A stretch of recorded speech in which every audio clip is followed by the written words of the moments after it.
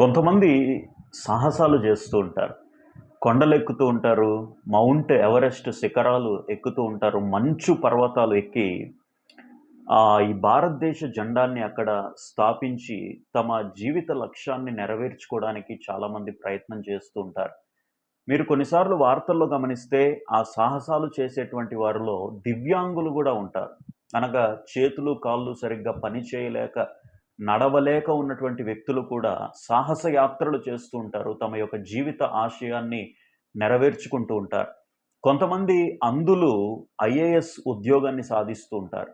కొంతమంది ఏమి వీరి వల్ల కాదు, సమాజంలో వీరు పనికిరారు అనబడేటువంటి వ్యక్తులు కూడా సాహసాలు చేయడానికి ప్రయత్నం చేస్తూ ఉంటారు. కానీ కొంతమందికి ఆస్తిపాస్తులుంటాయి, డబ్బులుంటాయి, కాళ్ళు, చేతులు బావుంటాయి, కళ్ళు, చెవులు అన్నీ కూడా పనిచేస్తూ ఉంటాయి. కానీ చిన్న సాహసము చేయడానికి కూడా చాలామందికి ముందుకు రాకపోవడానికి కారణం ఏంటి అనంటే భయము. భయము ఎప్పుడైతే మనిషిని ఆవరిస్తుందో, ఆ భయము మనిషిని ముందడుగు వేయనివ్వదండి. ముందుకు వెళ్ళాలంటే ఏదో ఒక సంకోచం.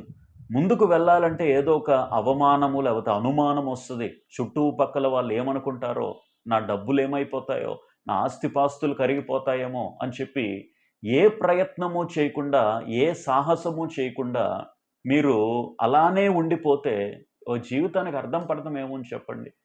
జీవితంలో ఏదో ఒక సాధించడానికే మనం ఈ లోకంలో ఉన్నాం.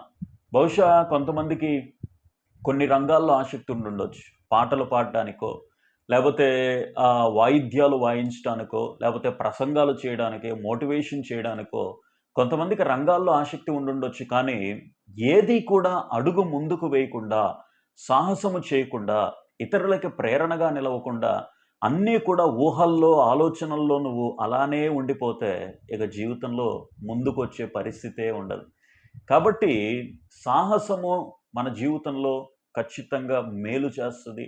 కొన్ని కఠినమైనటువంటి నిర్ణయాలు ఎప్పుడూ కూడా జీవితం సాఫీగా సాగిపోతూ ఉంటే జీవితంలో ఎప్పుడూ కూడా ఎదగలేరు. కానీ సాహసాన్ని ఊపిరిగా తీసుకొని ముందుకు సాగినప్పుడు, ఒక మనిషి కఠినమైనటువంటి నిర్ణయాలు తీసుకొని ముందుకు సాగినప్పుడు, ఎప్పుడైతే జీవితంలో మార్పు వస్తుందో, జీవితంలో ఎదుగుదల కూడా ప్రారంభమవుతుంది.